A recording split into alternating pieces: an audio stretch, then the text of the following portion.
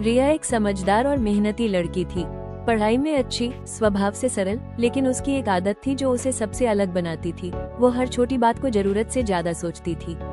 अगर किसी ने उसे थोड़ी देर से जवाब दिया तो वो सोचने लगती, क्या मैंने कुछ गलत कहा?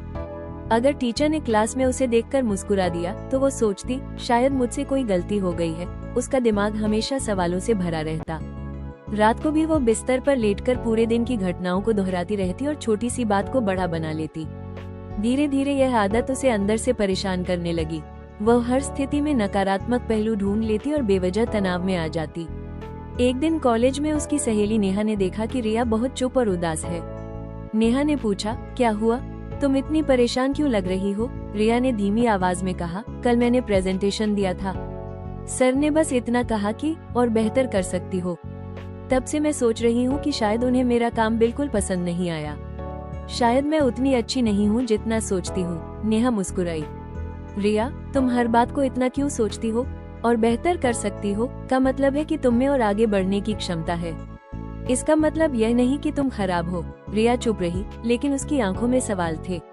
नेहा ने उसका हाथ पकड़कर कहा, देखो, जिंदगी में हर बात को दिल पर लेना जरूरी नहीं होता। कुछ बातें बस सीख होती हैं, कुछ परिस्थितियां बस गुजर जाती हैं। अगर हम हर छोटी बात को पकड़कर बैठ जाएंगे तो खुश कैसे रह पाएंगे? लेकिन मैं अपने आप को रोक नहीं पाती, रिया ने कहा। नेहा ने समझाते हुए कहा, खुश रहना भी एक कला है। इसमें दो चीजें जरूरी हैं। पहली, हर बात को अपने ऊपर मत लो, और दूसरी, हर स्थिति में शांत रहना सीखो। कुछ बातें सोचने के लिए नहीं, छोड़ देने के लिए होती हैं। उस दिन नेहा ने रिया को एक छोटा सा अभ्यास बताया। जब भी तुम्हें लगे कि तुम ओवरथिंक कर रही हो, खुद से 3 सवाल पूछो। क्या ये बात 1 महीने बाद भी इतनी ही महत्वपूर्ण रहेगी?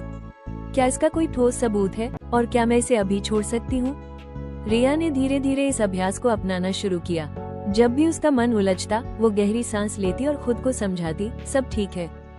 कुछ ही समय में उसने महसूस किया कि वो पहले से ज्यादा शांत है। अब वो हर छोटी बात को दिल से नहीं लगाती थी।